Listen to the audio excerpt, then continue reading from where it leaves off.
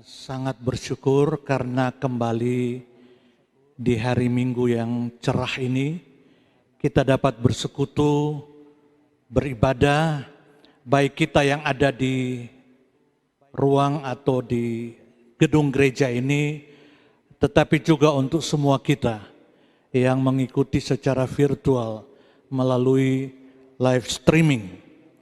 Baik, kita berdoa sebelum kita membaca merenungkan firman Tuhan. Mari kita berdoa. Bapa, lengkapi sukacita ibadah kami ini melalui pembacaan dan pemberitaan firman-Mu.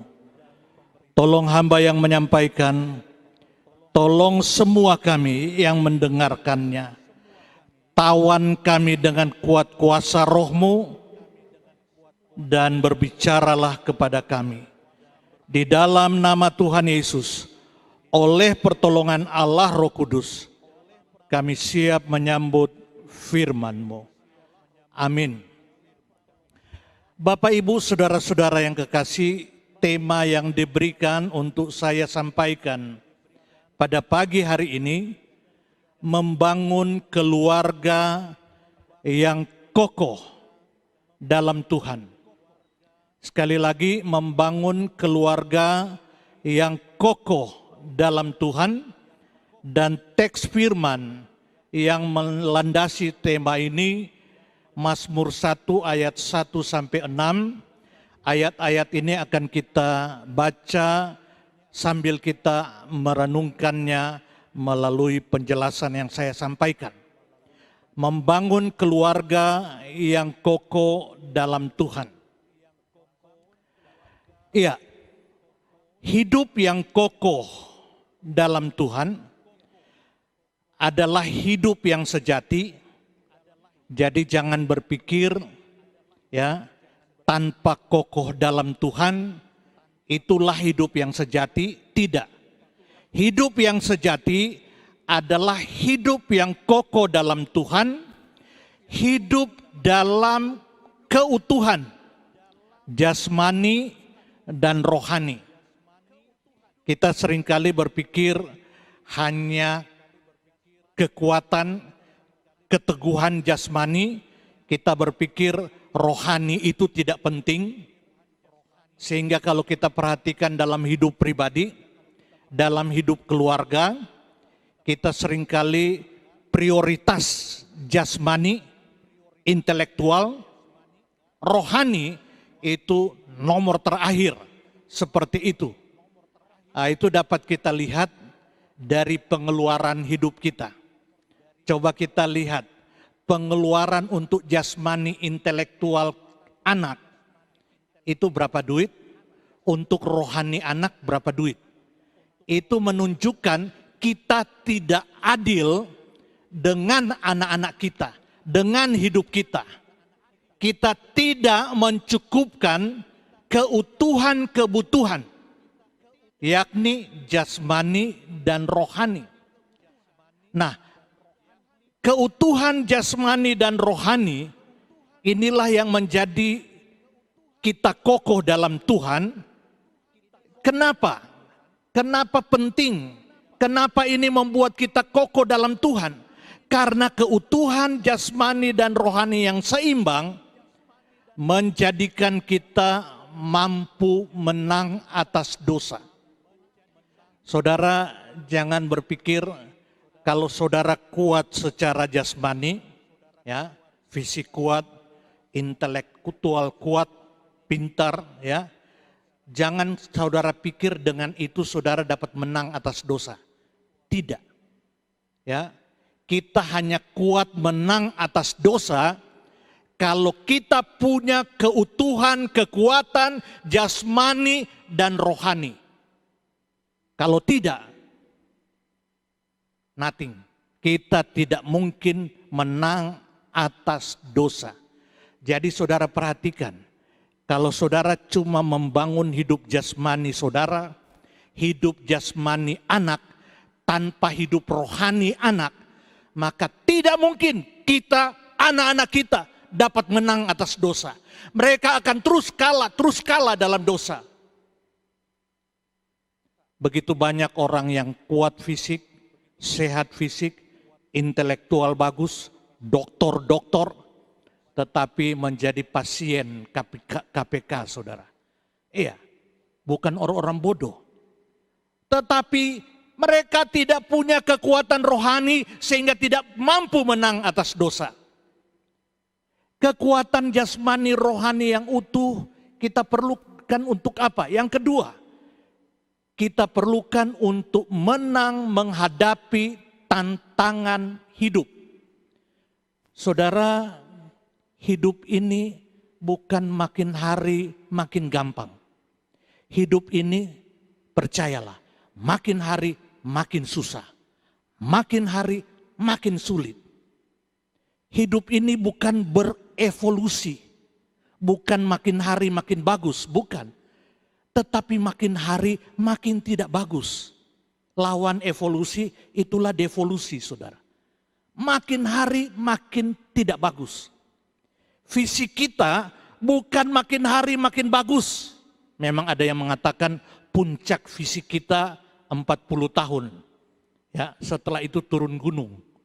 Ya, makin hari makin tidak bagus. Walaupun realitas sekarang anak-anak muda di bawah 40 tahun sudah banyak yang mengalami ya degradasi, kemerosotan fisik. Jadi bukan berevolusi makin bagus, tetapi berdevolusi. Ya, makin jelek. Ya, hidup ini, dunia ini. Kita berada di situasi yang sangat sulit, ancaman virus corona, ancaman ekonomi, ya, kriminalitas begal makin menjadi-jadi, dunia cenderung perang sana sini, saudara. Tantangan fisik kita bukan makin bagus, cenderung makin jelek. Kita bukan makin muda, makin tua, walaupun dipaksa-paksakan untuk makin muda, saudara. Ya, di chat sana sini, saudara. Ya, tapi tidak bisa dipungkiri, casing bisa bagus, tetapi dalamnya, saudara. Iya, seperti itu, saudara. Sehingga tahu-tahu kelihatan masih muda, tapi tahu-tahu mati karena jantung. Teman saya hamba Tuhan, ya, dia masuk ICU karena COVID-19. Anaknya yang satu meninggal beberapa waktu yang lalu. Sedang dia di ICU, anaknya yang masih muda mendadak meninggal karena jantung, saudara. Waktu istrinya dikabarkan meninggal, dia pikir suaminya di ICU. Padahal anaknya yang masih muda, saudara, yang meninggal. Sehingga berturut-turut 2 anaknya meninggal. Ini realita. Tidak harus menunggu 40 tahun. Kita makin hari organ-organ kita makin terancam.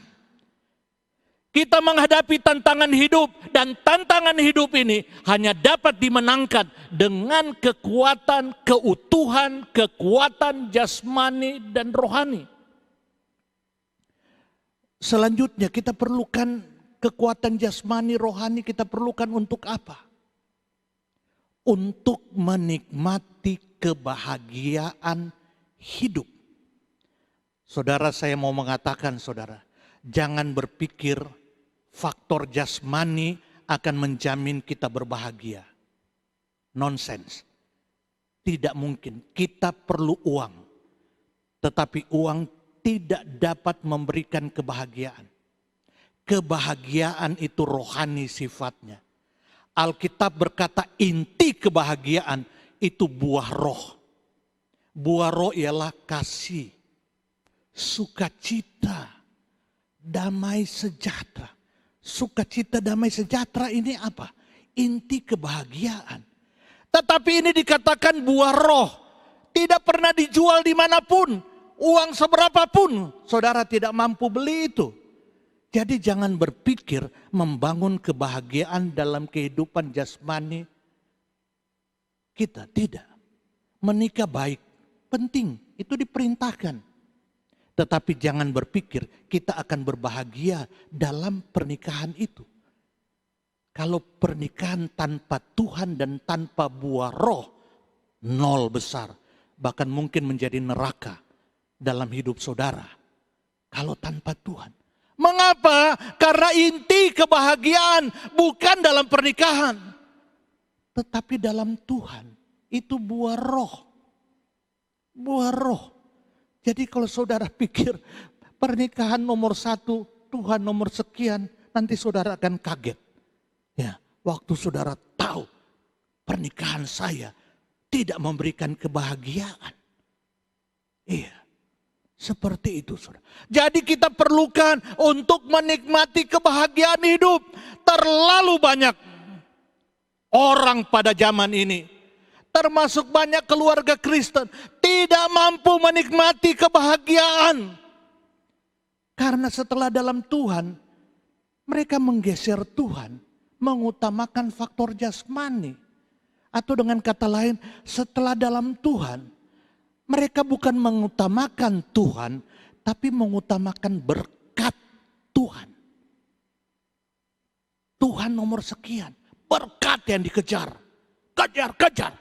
Tuhan dilupakan. Seperti itu saudara. Jadi kekuatan jasmani dan rohani, kuat, teguh dalam Tuhan, itu sangat kita perlukan.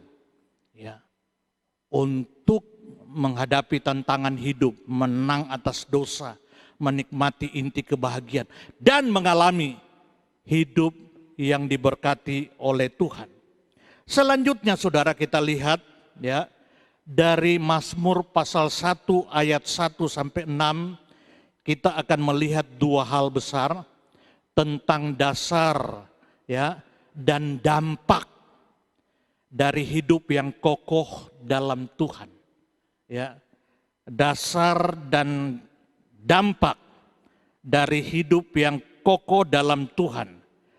Tema kita membangun keluarga yang kokoh dalam Tuhan.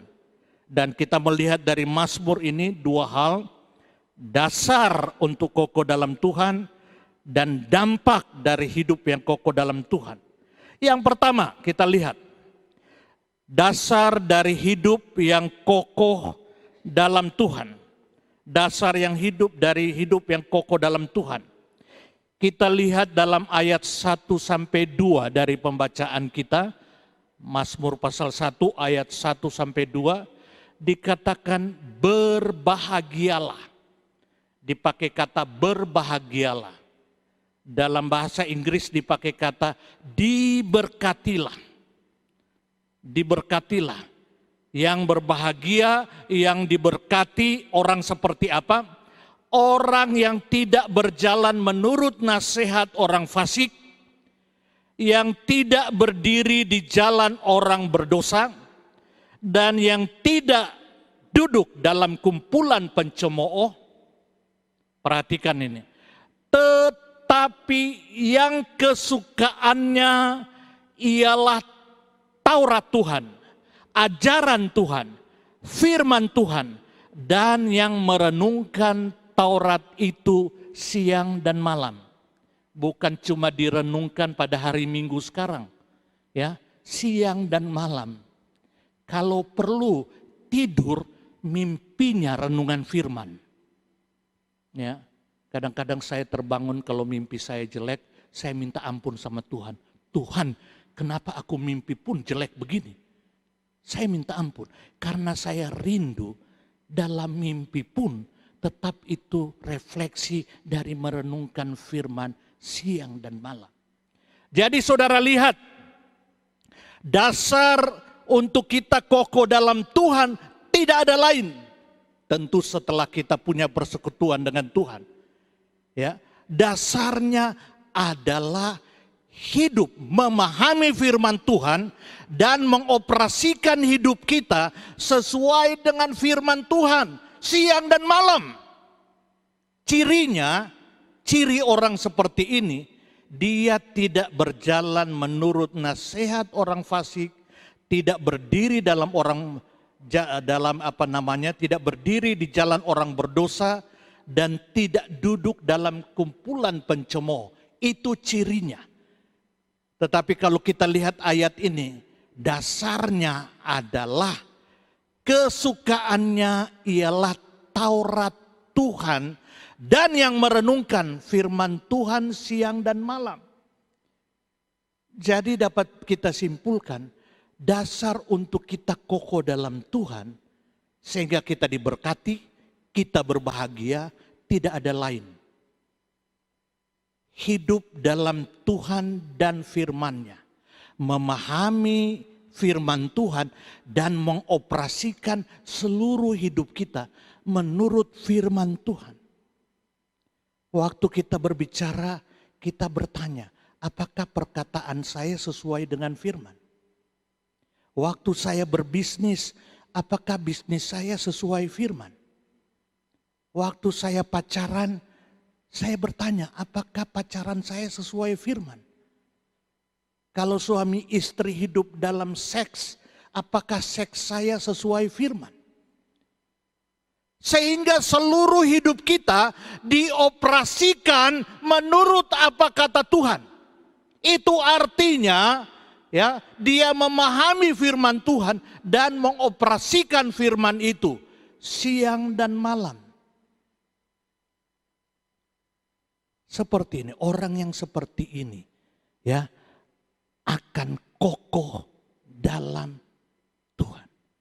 Coba kita lihat ayat pembanding dari ayat ini ya. Kita lihat di sana dalam Matius 7 ayat 24 sampai 27. Setiap orang yang mendengar perkataanku ini, mendengar dan melakukannya, ia sama seperti orang yang bijaksana yang mendirikan rumahnya di atas batu. Kemudian turunlah hujan dan datanglah banjir, lalu angin melanda rumah itu, tetapi rumah itu tidak rubuh sebab didirikan di atas batu. Kokoh, kokoh. Orang yang mengoperasikan hidupnya menurut apa kata Tuhan, kokoh. Hidupnya kokoh, rumah tangganya kokoh. Sebaliknya kalau tidak hidup berdasarkan Tuhan dan firman-Nya, seperti membangun rumah di atas pasir. Datang banjir, datang angin, hancur. Baru dapat tantangan sedikit, habis. Rumah tangganya pisah. Coba saudara perhatikan, banyak orang yang cerai, masalahnya seringkali dimulai dari hal-hal sederhana yang tidak diselesaikan, yang tidak dimenangkan, akhirnya makin hari makin besar, akhirnya cerai. Tidak mampu, angin datang, hujan datang, tidak kokoh, hanyut, hancur. Tetapi orang yang mendengar firman, dikatakan bukan cuma mendengar, tapi melakukannya. Jadi memahami firman, mengoperasikan sesuai dengan firman, ini menjadi dasar. Saudara, saya tidak tahu. Satu hari saudara itu makan berapa kali? Makan berapa kali? Makan secara jasmani. Mungkin makan pagi, makan siang, makan malam. Saya sekarang cenderung belajar makan pagi yang berat, siang tidak, malam tidak. Jadi lumayan sudah agak langsing sekarang ya. Ya. Menurut saya. Menurut kamu mungkin bilang, oh, apa langsing? Begitu aja langsing. Nah itu. Iya. Tetapi normalnya makan pagi, makan siang, makan malam. Ya. Tapi kadang-kadang ada yang sampai 4 kali, 5 kali, 4 kali mungkin makan kolak pisang umpamanya. Ya. Setelah makan malam, nonton bola, makan martabak jam 10 malam. Ya bisa 5 kali saudara. Iya, 5 kali. Makan rohani berapa kali?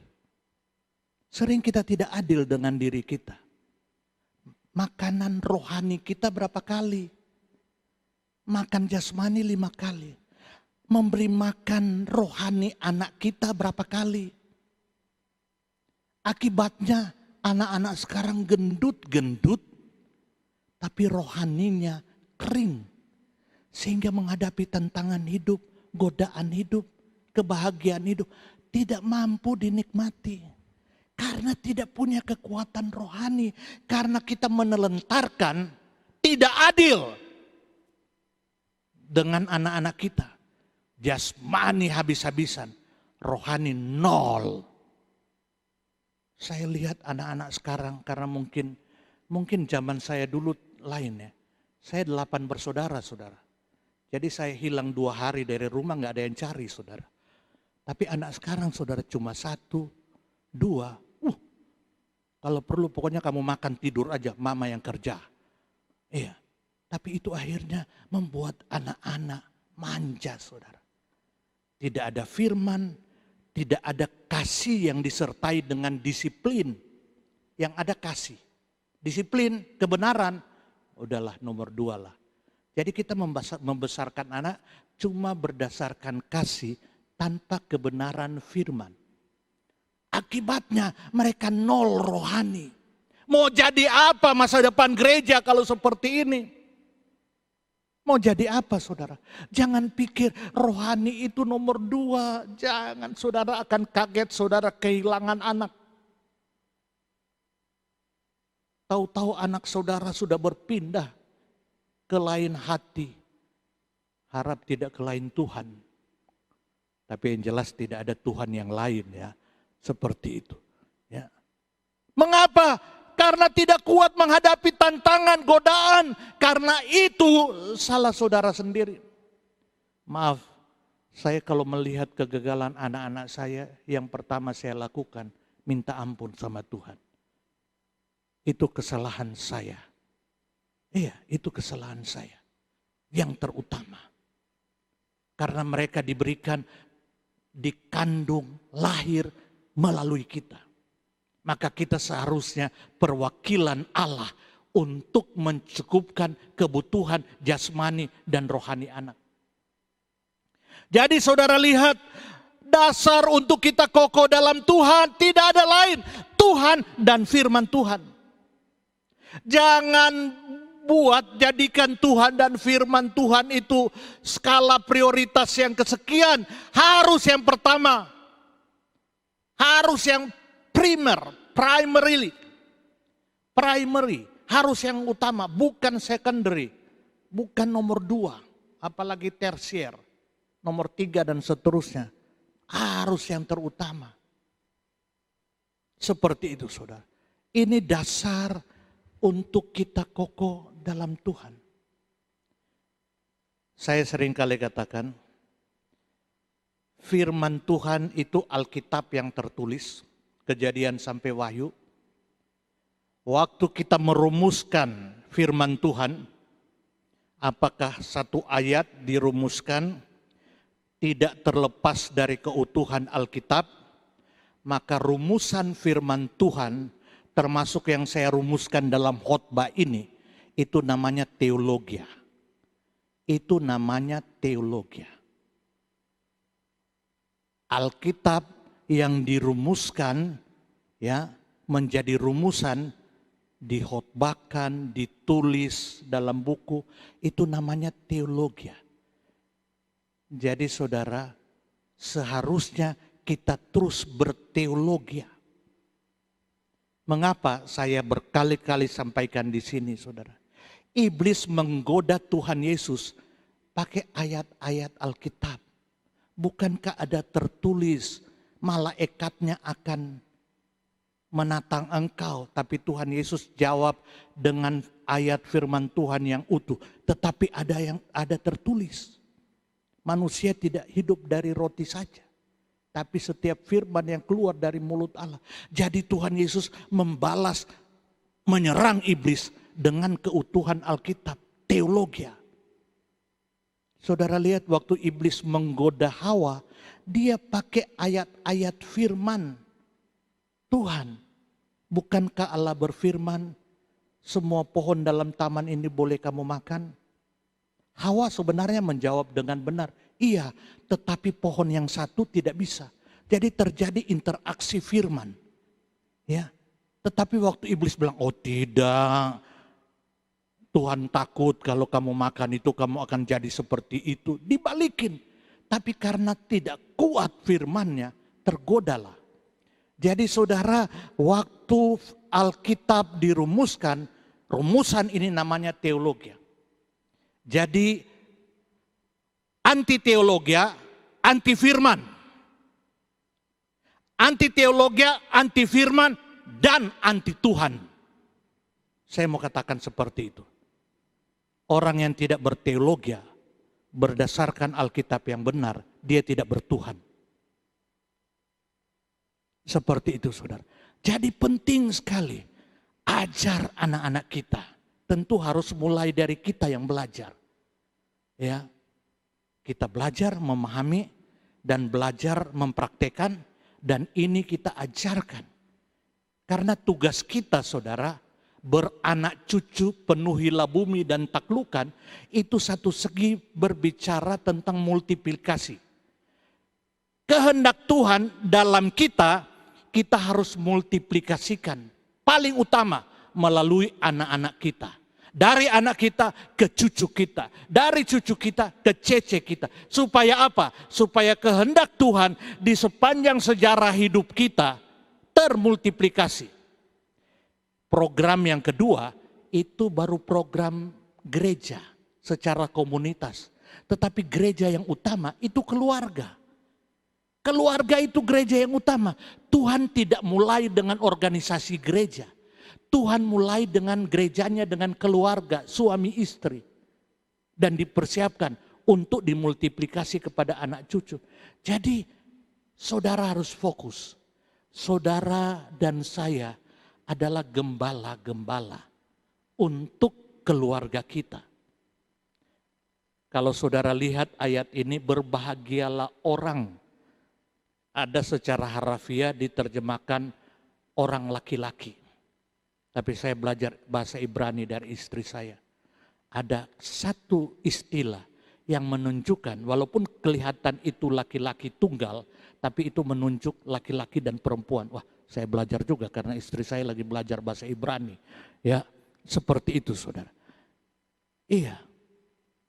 Jadi setiap orang yang mengoperasikan hidupnya menurut Taurat Tuhan. Taurat itu berbicara ajaran Tuhan, hukum Tuhan, ya. Dan merenungkan itu siang dan malam. Seperti itu. Yang kedua, kita lanjut melihat yang kedua saudara. Dampak dari hidup yang kokoh dalam Tuhan. Apa dampaknya? Kalau kita membangun hidup kita menurut apa kata Tuhan, apa dampaknya? Ayat 3. Dikatakan hidup orang itu seperti pohon yang ditanam di tepi aliran air yang menghasilkan buahnya pada musimnya. Saudara, sumber hidup pohon itu air, ya, dia menyerap dari sana semua gizi untuk hidupnya. Sehingga kuncinya karena akar pohon itu menyentuh air, maka walaupun gelombang, walaupun cuaca panas, dingin, gersang, tapi dia tetap damai.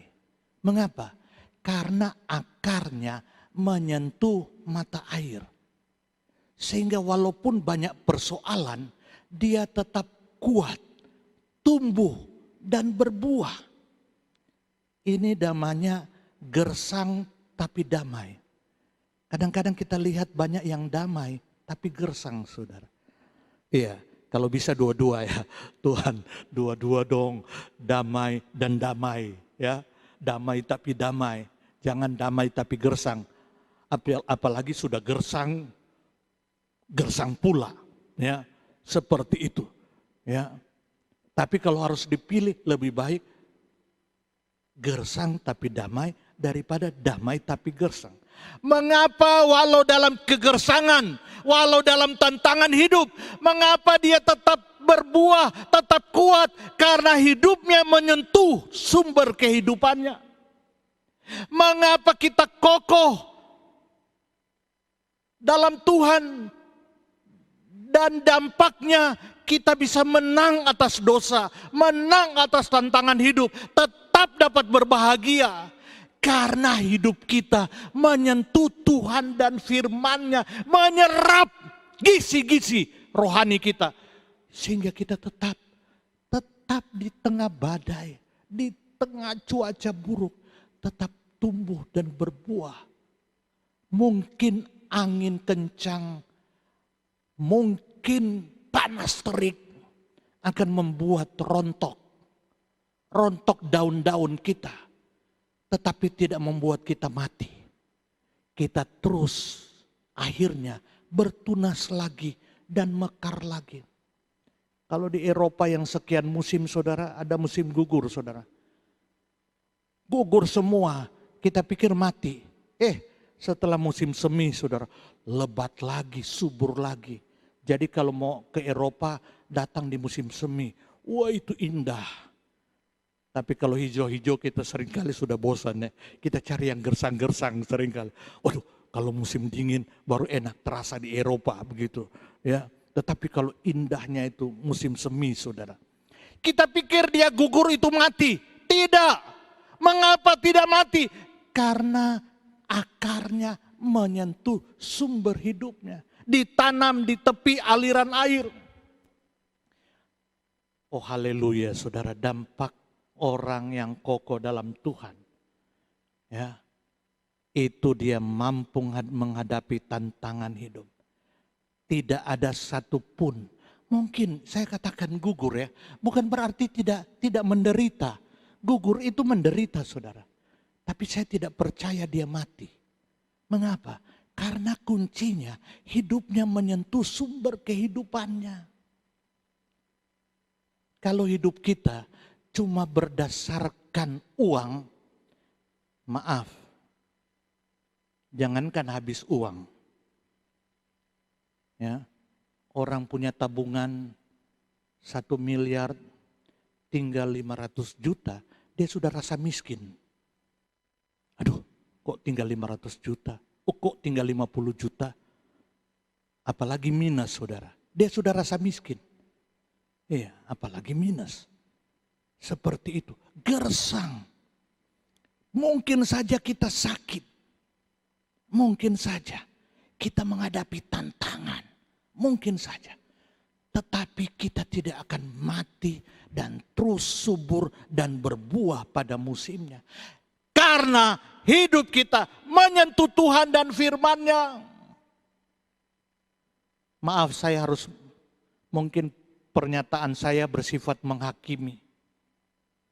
Kalau saudara sangat menderita dan hilang pengharapan, iman, harap, dan kasih, itu jangan-jangan selama ini hidup saudara tidak sungguh menyentuh sumber mata air itu.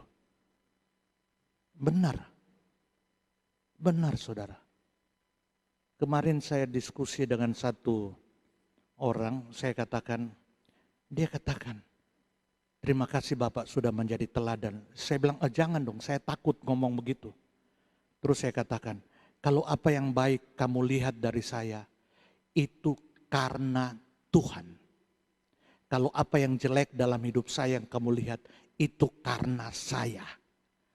Jadi kalau kita sudah memancarkan kejelekan, itu perhatikan, itu berarti kita sedang tidak kuat menghisap sumber-sumber gizi hidup rohani kita, Tuhan dan firman-Nya. Sederhana saudara. Iya. Jadi berkomitmen untuk menjadikan Tuhan dan firman-Nya menjadi terutama dalam hidup saya, hidup keluarga saya. Supaya kita kokoh dalam Tuhan. Jangan takut kokoh dalam Tuhan. Akan berbahagia. Bahkan dikatakan saudara lihat, saya bukan penganut teologi kemakmuran. Walaupun saya percaya kemakmuran itu dalam kehendak Tuhan, itu ada. Kalau Tuhan kehendaki. Sehingga dikatakan apa saja yang diperbuatnya apa? Berhasil. Apa saja yang diperbuatnya berhasil. Saya pikir ini logis, teologis. Mengapa? Kalau kita mengoperasikan hidup kita menurut apa kata Tuhan, manual Tuhan, maka akan berhasil. Kalau kita beli mobil, beli motor, baca manual booknya, operasikan menurut manualnya, itu motor akan maksimal, mobil akan maksimal kita gunakan. Saya mungkin cuma memakai komputer barangkali 10% dari komputer itu. Jadi cuma sedikit, Pak Feni mungkin jauh lebih banyak dari saya. Iya, saya sedikit, tapi sedikit saja sudah luar biasa ya. Ya, sedikit saja sudah luar biasa, kelihatan jago gitu loh.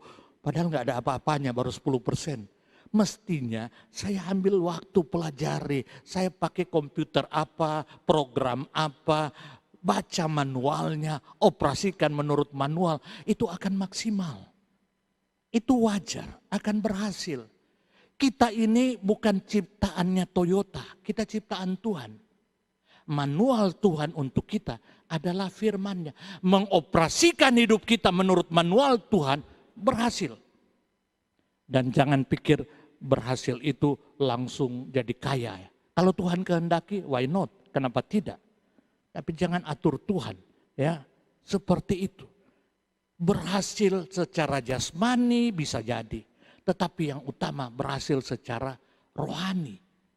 Ya, mampu menghadapi tantangan hidup, menang atas dosa, berbahagia dalam segala keadaan. Seperti itu. Ini dampak orang yang kokoh dalam Tuhan, yang membangun hidupnya menurut ajaran Tuhan dan merenungkan itu siang dan malam. Dampaknya. Cuma iblis jago, saudara. Iblis, saya ingat dulu waktu saya baru bertobat, saya mulai takut berbuat dosa. Teman kantor saya, teman usaha saya bilang, kamu mau makan apa kalau hidup seperti itu? Jadi kita sudah dicekoki oleh iblis. Kalau hidup menurut jalan Tuhan nggak bisa makan. Ini ngeri kali ini iblis ini, saudara. Dia tanamkan dari teman-teman kita. Jangan-jangan dari orang tua. Kalau ada anak yang bilang, saya mau sekolah teologi apa Pak? Mau jadi apa kamu? Mau makan apa? Cilaka. Waduh. Ya. Termasuk hamba Tuhan. Anaknya mau jadi hamba Tuhan. Mau jadi apa kamu? Papa aja menderita begini. Jadi kadang-kadang hamba Tuhan ini harus belajar dari teman-teman kita yang Chinese, saudara. Orang Chinese pedagang, pada umumnya anak-anaknya berhasil menjadi pedagang. Tapi pendeta, anak-anaknya banyak yang gak jadi pendeta, saudara. Termasuk anak saya, gak tahu nanti ya. Iya, seperti itu. Jadi kita seringkali tidak menjadi inspire, tidak menjadi inspirasi untuk anak, sehingga anak rindu. Ini Pak Yosef genggam kepala, dia anaknya berhasil juga. Jadi jurusan seni juga. Wah, ini luar biasa, berarti anak-anaknya mengidolakan profesi papa mamanya ya. Ya, saya kalah itu. Iya, seperti itu. Nah, termasuk dalam hal rohani, paling penting dalam hal rohani. Dia mau berprofesi apa, yang penting dia idolakan rohani orang tuanya. Itu, sehingga dia mempraktekkan itu dalam hidupnya. Jangan takut, iblis selalu menggoda, mau jadi apa? Mau makan apa? Aduh, itu menuduh Tuhan jahat, saudara. Menuduh Tuhan tidak tahu selera kita. Dia yang ciptakan kita, bagaimana dia tidak tahu selera kita? Saya takut berdoa, jadilah kehendakmu. Nanti kalau Tuhan kasih begini, nggak cocok dengan saya macam mana? Jadi seharusnya berdoa, jadilah kehendakku. Wah, ini sama dengan berpikir Tuhan itu nggak ngerti, nggak kenal kita. Kuper, kurang pergaulan, mungkin begitu. Tidak, Tuhan yang menciptakan kita, termasuk selera kita. Jangan takut berdoa, jadilah kehendakmu. Jadi itu dampaknya. Dampaknya kalau kita hidup menurut ajaran Tuhan, menurut firman. Kita akan berbahagia dalam segala keadaan dan berhasil. Sebaliknya, orang yang tidak hidup berdasarkan Tuhan dan firman-Nya, di ayat selanjutnya dikatakan, ya, tolong dilanjutkan ya. Bukan demikian orang fasik. Perhatikan, orang fasik, orang yang tidak hidup menurut apa kata Tuhan, mereka seperti sekam. Ini sekam, kalau di daerah kami itu, Pak Feni itu konga dia bilang. Ya, itu apa namanya, padi-padi punya kulit yang halus itu. Ya, biasanya kalau mereka singkirkan sekam dari beras, itu ada angin, kipas angin, ya, dijatuhkan berasnya, sekamnya itu terbang, berasnya yang bersih yang jatuh ke bawah. Seperti itu saudara. Ringan sekam itu. Terombang-ambing dengan angin. Ya, sudah mau landing, naik lagi. Enggak landing-landing, tertiup terus. Ya, jadi orang yang tidak hidup dalam Tuhan, ngeri kali hidupnya. Bergantung situasi. Situasi baik, dia bahagia. Situasi tidak baik, hilang bahagianya. Waktu sehat, dia bahagia. Waktu sakit, kutuk-kutuk Tuhan. Seperti itu, seperti sekam, saudara. Iya. Sebab itu orang fasik tidak akan tahan dalam penghakiman. Penghakiman itu waktu kita diuji bisa saja sakit penyakit. Itu Tuhan menguji melalui mengizinkan sakit, tidak tahan. Tidak tahan. Hanyut, ya. Seperti sekam jerami yang dibakar, hangus. Tapi kalau emas makin murni. Makin murni, saudara. Iya.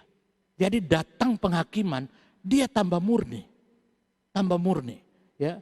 Begitu pula orang berdosa dalam kumpulan orang benar. Sebab Tuhan mengenal jalan orang benar, tetapi jalan orang fasik menuju kebinasaan. Paling akhir, lanjut. Iya, kesimpulan. Jadikan Tuhan dan firman-Nya sebagai standar hidup keluarga kita. Jadi ajar mereka. Saya pernah cerita di sini dalam kehidupan keluarga saya. Saya menikah dengan istri saya, saudara. Saya pikir sama-sama, saya satu kelas dengan istri saya. Cuma ya itu beda 8 tahun. Saya masuk umur 28, istri saya masuk umur 20. Tapi kelebihan saya umur 28 seperti umur 18 waktu masuk. Itu.